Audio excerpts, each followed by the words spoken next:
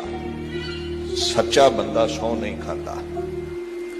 सौवां कसमां चुकण दी लोड़ उदों पैंदी है जदों अपने आप ते भरोसा ना आवे, जदों इंसान झूठा होवे, सच्चा भी होवे पर उन्हूं सच्चे होण दे बावजूद भी अपने आप ते भरोसा नहीं है, कसम दा आसरा लै रहा है।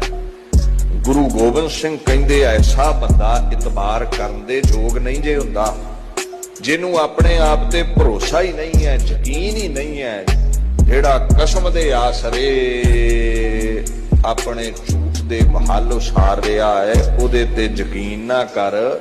हौलेपन दा मालक है वो इंसान, अज नहीं ते कल दगा दे सकता है।